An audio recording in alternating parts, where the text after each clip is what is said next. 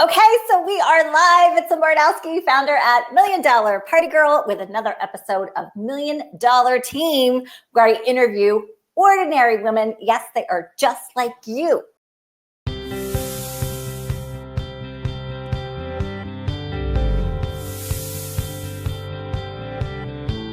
So I want you guys to meet Sarah Strunk. Hey, Sarah.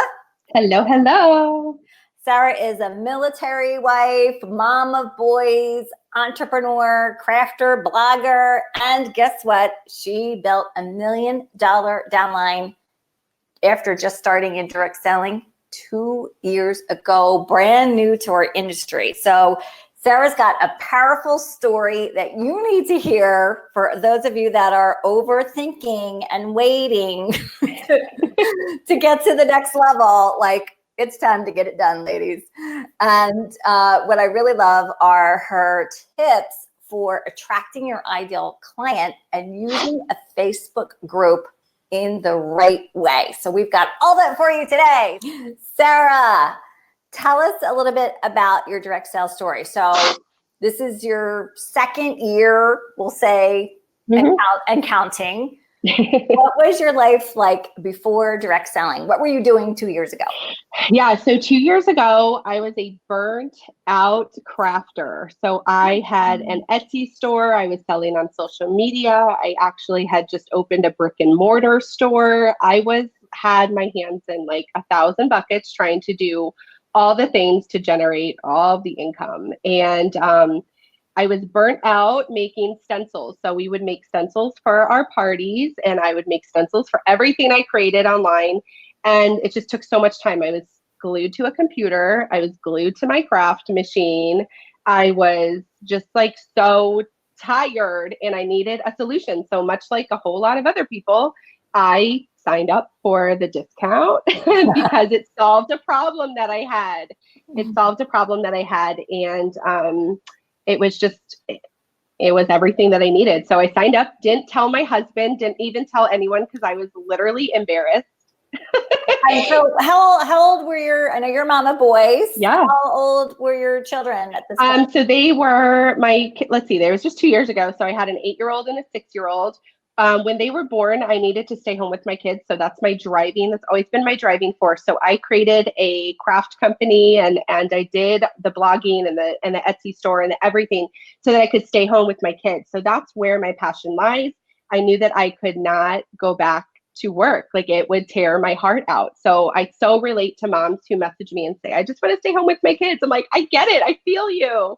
That was me. That's so many of us in direct sales, right? So yeah. So it was really, I used that as my driving force, and I was just hustling at that craft business. So that's where I was.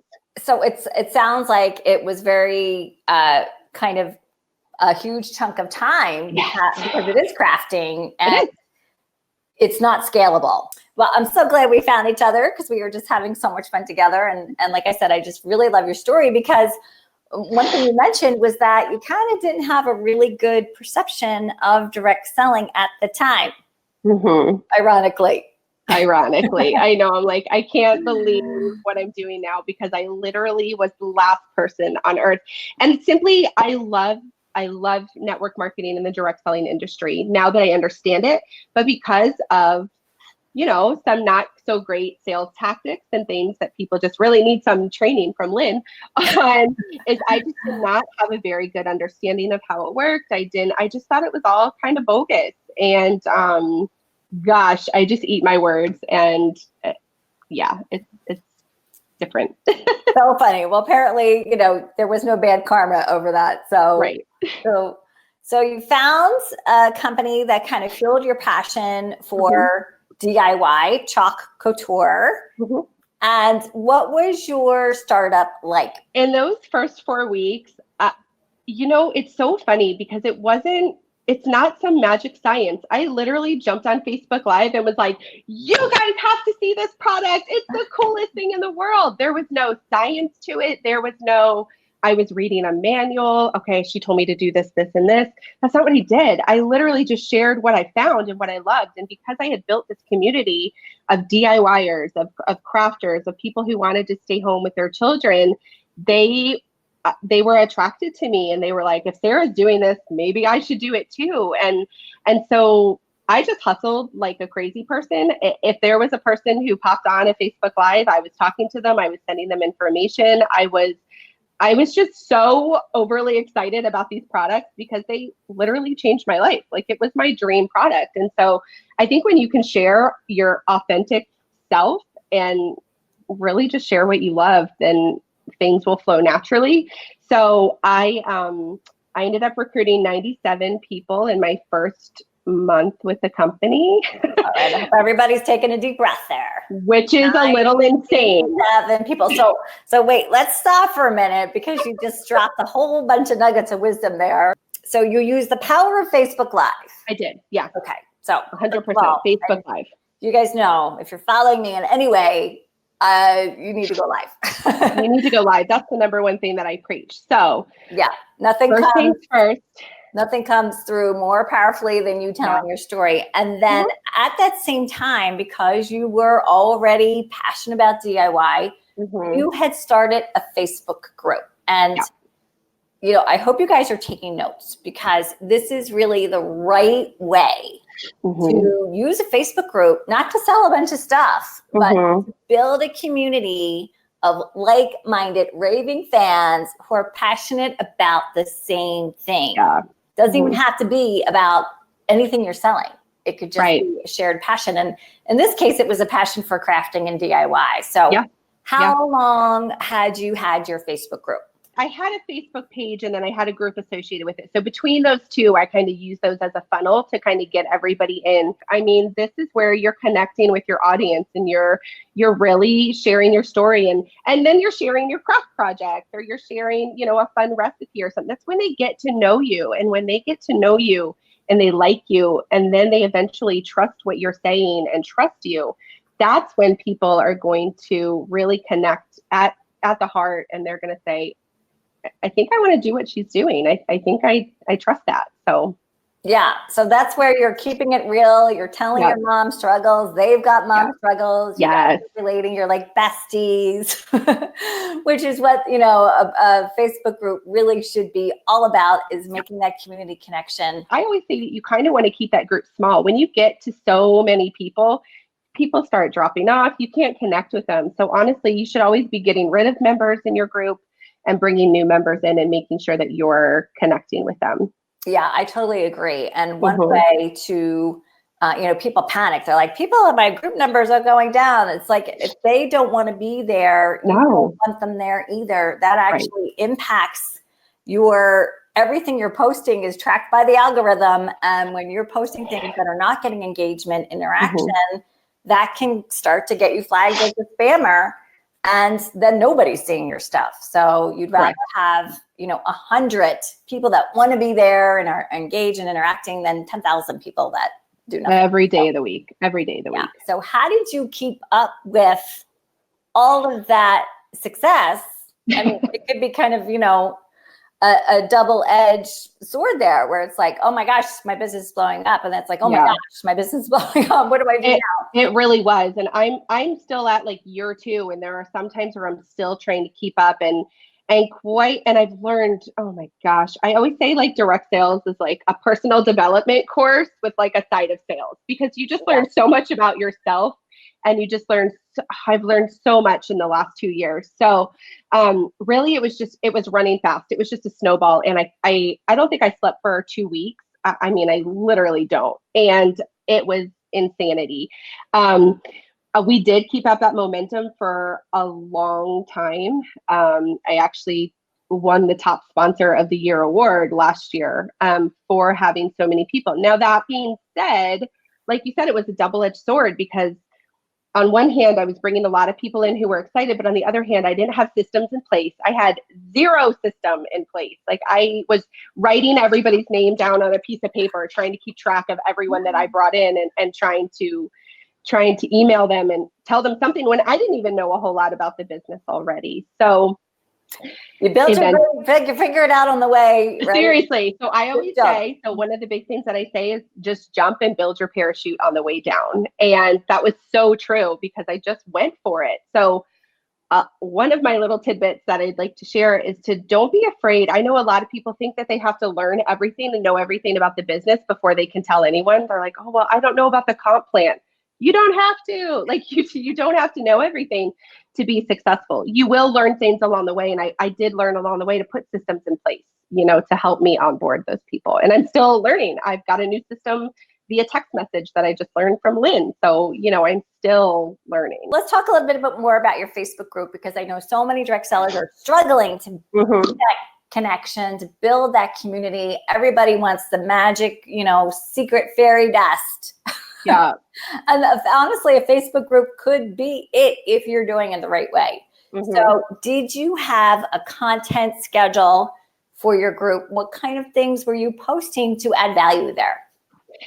Yeah, so I'm a little bit of a hot mess when it comes to that. So, and I like to just keep it real. So I am not somebody who is hyper organized. I'm not someone who's going to schedule things out a month ahead of time. I know I should, and that's what all the experts tell you to do, but I am no good at that. I'm just not. I'm just a kind of fly by the seat of your pants kind of person. So I'm getting better. I'm learning. I have applications, but what I did is I made sure that I posted consistently. So I would post several times a day. I would post something of value. So I would take one of my blog posts that I had written, months ago, and I would share that into the group because I knew it would be a helpful tip for somebody. Or I would share a funny meme. Like, mom memes and jokes are everything if that's your target market. Those, just everyone comments on those. You'll get to know a lot about your customers. I'll post funny things about crafting with your kids, like crafting with my kids. You'd think I'd be awesome at it, but I'm not. It drives me insane. And so other moms relate to that. They're like, I hear you. I don't want to make slime again, So I think just sharing multiple different things and then going live and teaching them something and always providing value. It doesn't even need to relate to your business. I could do a hair tutorial, for crying out loud, and people are still connecting to me. So I think people overthink content. Yes. And I think they just get so stuck on like, what do I post? I'm like, literally post anything. Post whatever was funny to you. If it made you laugh, if it made you cry, if it was America's Got Talent video that everybody's sharing, share it and just communicate over that. Yeah, that is so true. And many times, whatever your struggle is most likely also the same for your community. Yes. So questions are huge. I will post, what do I make for dinner? Can someone help me with this with my kids? Really getting them involved is important. Yeah. And don't be afraid to be vulnerable and show that it's not perfect, but you're figuring it out, right? That's where the inspiration comes. And people will follow somebody that inspires them because they see that you're struggling, but you're doing it anyway. You're not letting the struggle stop you. And so true. I can see why you are so successful. And I'm sure it was probably easy for people to think, oh, she's lucky. She already had this Facebook group and blah, blah, blah. But you did the work ahead of time. I did the work. You were already, because it's who you are, attracting people because you are authentic and because you are caring and because you are sharing a little bit of the struggle. So I think that's, a lesson for everybody watching the show. Yeah. That stop overthinking it. Yep. Right? Just keep it real. Keep it real. Stop trying to be perfect. You don't have to be perfect to work this business. In fact, the less perfect people are going to be like more successful. I think the more that you're real and you show people like, man, I dropped the ball today, but I'm going to pick it up tomorrow and I'm going to keep on going. And I think the more that you show your human side, man, it's just going to connect with so many people. Do you have any kind of apps or anything that you're using that you want to recommend?